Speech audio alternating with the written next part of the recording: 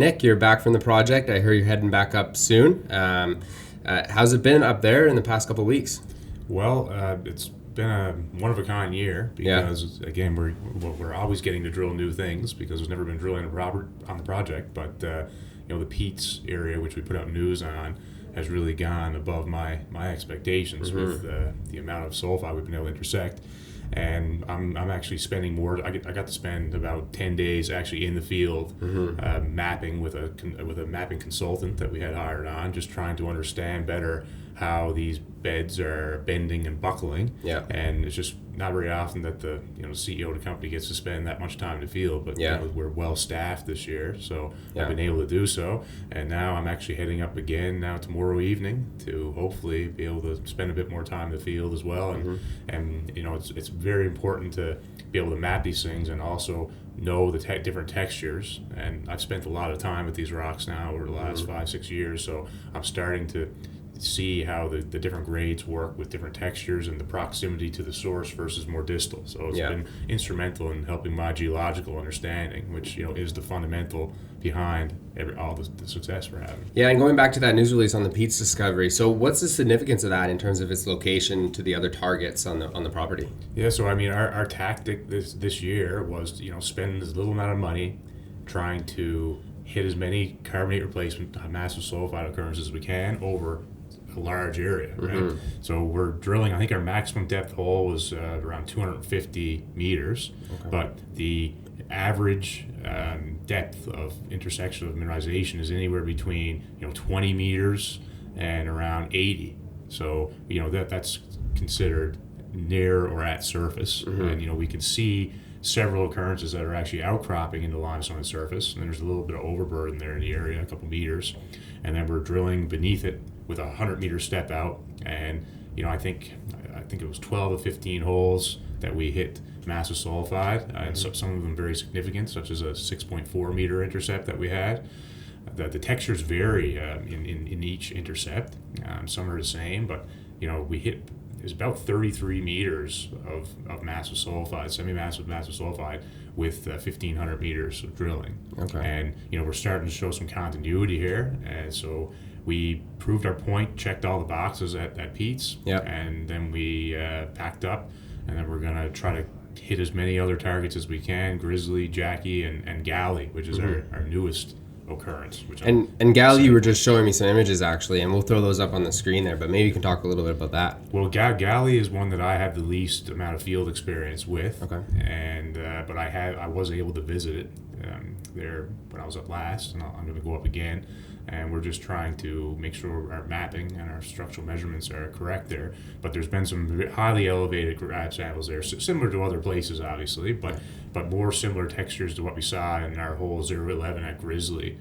And the pictures I showed you was just of what we call the barbecue rock. So we have mineralization in our rocks, and there's some calcium carbonate that's intermingled with our zinc, lead, and silver. And that picture I showed you was of a massive sulfide occurrence, and it's under a UV light, and it's glowing, very, very orange, bright red, like the brightest we've seen. Yeah. So that indicates that, you're the closest to the sulfide, but obviously there's sulfide in the sample. Yeah. So you already answered your question that there's sulfide there. But yeah, that stuff is the hottest rock that we've seen yet visually. And we do have grab samples there, of course, which we've released over the past there over a 100-meter area there. So that one's going to be really interesting too. But when you're drilling stuff for the first time, you don't really know what you're going to encounter. Yeah. And sometimes your hopes are lower at some targets, and then you drill them, and then they become higher, and then vice versa. You see a lot of surface, and then you drill down, and maybe you don't hit it the right way.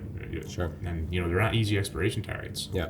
But the Pete's one seems like it has some potential here, and so I know you rushed the assays. What can we expect in terms of timing on those? So generally the lab tells you from the day that you rush them, it's about a month. Okay. That's what you get. So we're hoping less than a month. And the day that we released our news was when all the samples arrived at the lab. Okay, so August 17th, this is the month, so maybe hopefully earlier than that. We're hoping earlier than that, and obviously then once we receive all the data, then we have to compile it and put it into a readable manner, something you can digest, and then so that usually takes obviously a few days, a couple drafts back and forth. But it's very visually beautiful stuff, and again, we do have grab samples and channel samples in the area too, something kind of to gauge your mind on. And then, so you said you're going back up to the property this week, tomorrow, and you've been up there lots this year. Maybe what are you seeing out there that maybe you can talk about that you just haven't seen in the previous years?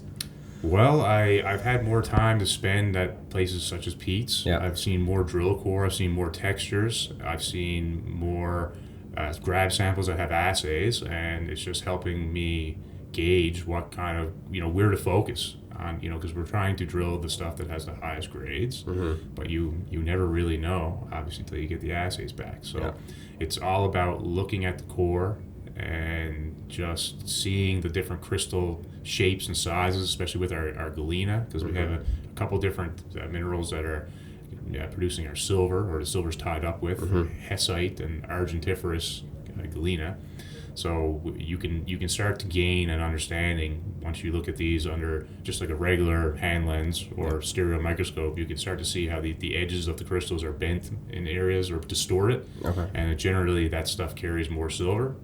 But again, we're still at the very beginning here. We've only got 1,600 meters drilled, so we're just approaching halfway through our drilling campaign, and we still got 3 targets, awesome targets, that we're going to do this year, and then obviously additionally to that, there's so many more, but we have 3 more high priority targets, and we're drilling short holes, and because we're lucky enough to have everything at surface. So it's kind of like what has happened, 300 years ago down in Chihuahua, Mexico. We're kind of experiencing a modern day CRD discovery here, where we're finding things at surface, and we're going to try to follow them to depth. And if history repeats itself, we can hopefully continue to intercept sulfide, and hopefully we'll continue to produce some good grades.